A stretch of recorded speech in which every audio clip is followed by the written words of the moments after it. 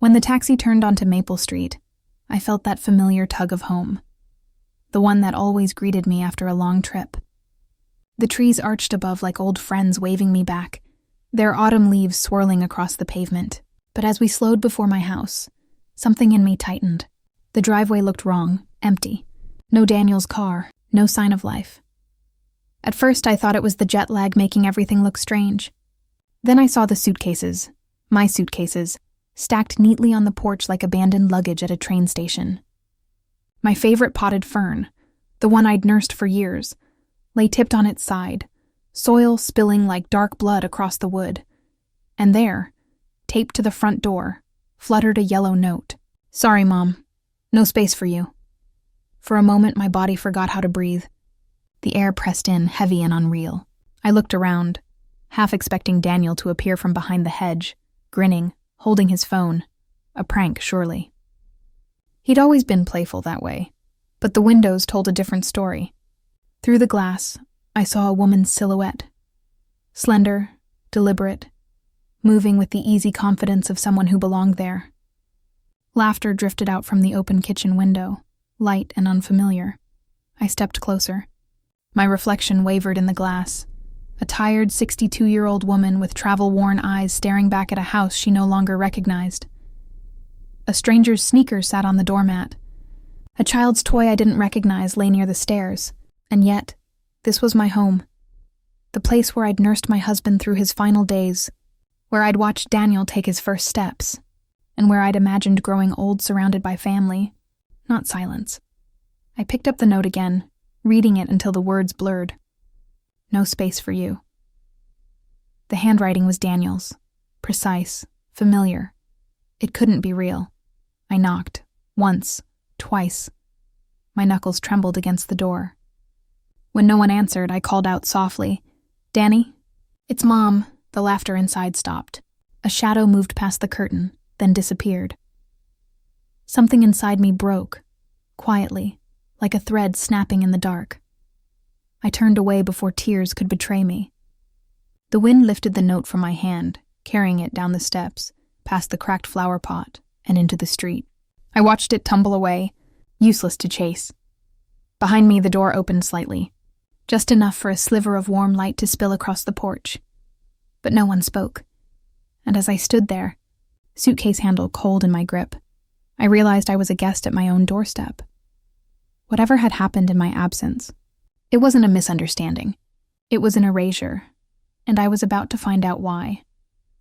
My name is Margaret Ellis, and until that morning, I believed I'd built a life that couldn't be quietly taken from me. I had raised my son Daniel in that very house. Every corner of it held a fragment of our story. The kitchen wall still bore the faint pencil marks tracking his childhood growth, and the living room echoed with the ghosts of his laughter. After my husband Richard died of a heart attack 8 years ago, that house became our anchor. I poured myself into keeping it standing, believing that if the walls stayed strong, so would we. Daniel was my reason to wake up every morning. He'd grown into a kind, soft-spoken man, too gentle for a world that often rewarded cruelty. When he met Clara, I told myself he'd found someone to love him as deeply as I did. She was all smiles and silk, poised, confident, the kind of woman who filled a room without effort. I wanted to like her. I tried harder than I should have, but Clara always kept a careful distance, the sort that felt polite on the surface yet cold underneath. She'd call me Mrs. Ellis, even after we'd shared Christmas dinners together. She rearranged things in the house. Little things. The china cabinet I'd kept in the dining room, the family photographs on the staircase. When I mentioned it, she'd laugh and say, "Oh, I'm just helping modernize the place." I told myself it didn't matter. What mattered was Daniel's happiness. So when Clara suggested I visit my sister in Florida, "Just for a while, Margaret, you deserve a little rest," I thought she was being thoughtful. I had been meaning to go. Daniel encouraged it, even bought my ticket himself. It felt like love. But now, standing outside the locked door of my home, surrounded by my belongings like a refugee from my own life, I saw the truth too clearly. Clara's suggestion hadn't been kindness. It had been strategy. The note in Daniel's handwriting burned in my palm like proof of a betrayal I couldn't name yet. I sank down onto the porch step, exhaustion flooding through me. My phone buzzed in my pocket. A message from my sister. "Did you get home safe?" I didn't answer. What could I say? That home no longer existed? That my son had decided there was no room left for the woman who had given him everything? A door creaked open inside. For a brief, fragile moment, I thought Daniel might appear, his voice breaking the nightmare. But it wasn't Daniel. It was Clara, barefoot, calm, and smiling like the scene before her wasn't one of quiet destruction. "Back already?" she asked. Her tone was light, but her eyes told the truth. She had planned this. Every piece of it. And I was just beginning to understand how deep her plan went. Clara leaned against the doorway as though she owned the light spilling through it. Her voice was calm, almost pitying. "Daniel should have told you," she said. I rose slowly, my knees aching from travel and shock. "Told me what? That I'm homeless?" She smiled, thin, deliberate. "Don't dramatize, Margaret. You've been saying for months that you need your own space. Daniel and I just helped you take the step." Her words struck like stones. "My space? You mean this house, the one Richard built with his hands." Clara's gaze flicked over the porch. The scattered soil, the sagging rail. "Exactly. It's old, like everything you refuse to let go of. Daniel wants something new. So do I." The certainty in her tone chilled me. She wasn't explaining. She was declaring victory. "Where is he?" I demanded. "At work," she said lightly. "He didn't want things to get emotional." "Too late," I whispered. Clara crossed her arms, her nails catching the sunlight like tiny blades. "You've depended on him too long, Margaret.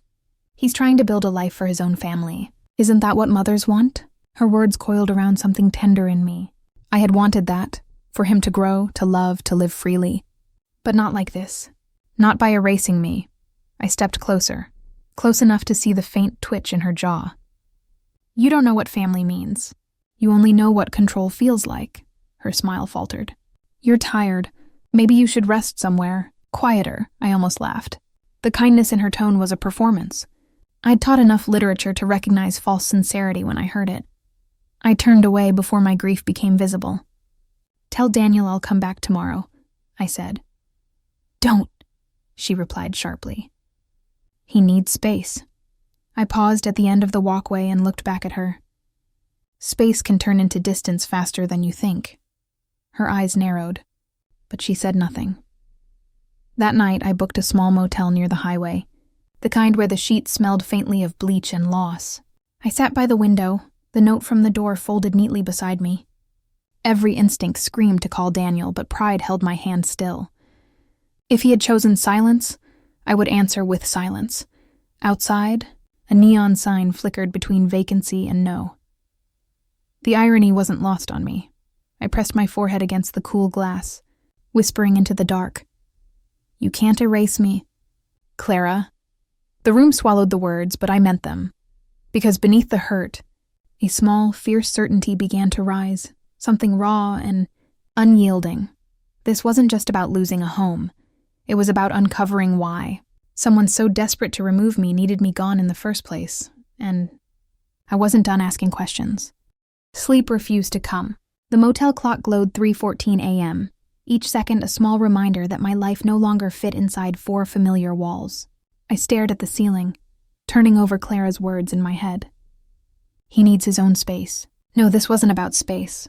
It was about removal, precision, planning, intent. By morning, curiosity had sharpened into resolve.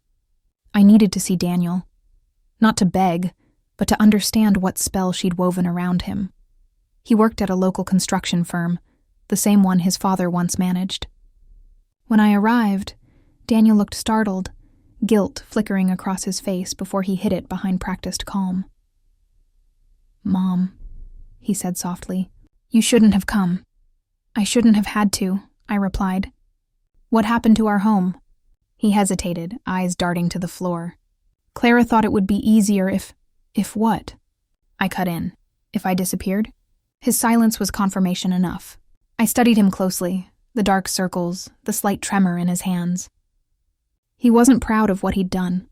He was trapped in something he couldn't name. "Daniel," I said gently.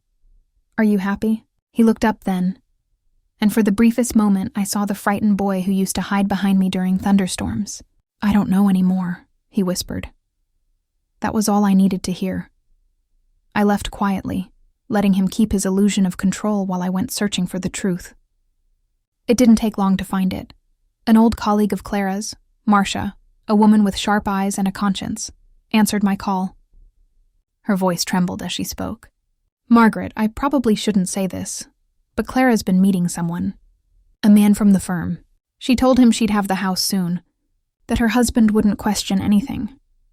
The world seemed to tilt. My fingers went cold around the phone, so that was it. The trip, the eviction, the carefully timed silence. It wasn't random cruelty. It was strategy. She wanted the deed, the property, the clean slate. Daniel was just collateral damage. That night, I drove past my house again, parking 2 blocks away. Through the window's dim glow, Clara sat at the dining table, her posture relaxed, a wine glass in hand. Across from her sat a man, laughing, leaning in too close. I raised my phone, capturing a single photo through the glass. Proof. As I watched them, a strange calm settled over me. Not rage, not grief, but clarity. For weeks, I'd believed I was the victim of her cruelty. Now I saw the truth. I was the only one who still remembered what this family was built on. Loyalty, love and trust. She'd taken everything but the truth, and that was the one thing I still had the power to expose. Morning. Sunlight spilled across my kitchen, their kitchen, as Daniel stood frozen before the photograph on my phone. In it, Clara's face glowed with the smug contentment of a woman who believed she had already won. The man beside her leaned close, hand on hers, their laughter suspended in betrayal. Daniel's breath caught. "Where did you get this?" "From the window of my house," I said evenly. He sank into a chair, color draining from his face. "No, she wouldn't." But the denial faltered halfway through. Reality was heavier than words. "She would," I whispered, and she did. Silence stretched between us, thick, unsteady, familiar. I could see the moment everything in him cracked.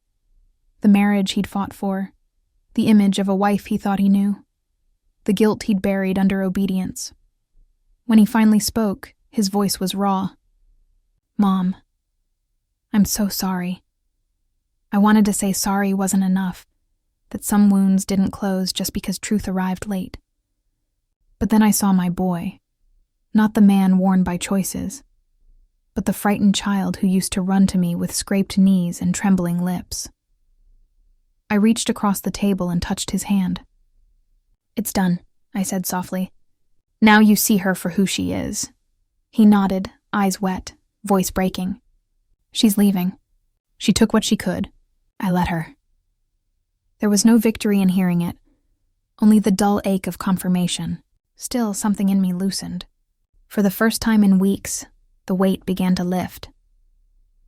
In the days that followed, Daniel tried to fix what he could. He returned the house deed, apologized again and again, as if repetition might erase memory. I accepted his gestures, but I didn't move back in. The house had become a monument to lessons learned too late. Instead, I found a small cottage near the coast, a quiet place where mornings arrived with salt air and the soft hum of waves against the shore. I filled it with small things that were mine alone: a chipped teapot, a framed photo of Richard smiling in sunlight, a lavender plant thriving by the window. Daniel visits on weekends. He brings my granddaughter, who toddles through the sand, her laughter sharp and clear. We don't speak of Clara. Some silences are better kept, clean, undisturbed. Sometimes as the tide curls against the rocks, I think about the note on my door. "No space for you." How wrong they were. There is always space for those who choose peace over bitterness. I lost a home. Yes, but I gained something steadier. The certainty that love, once betrayed, can still be reclaimed in quieter forms.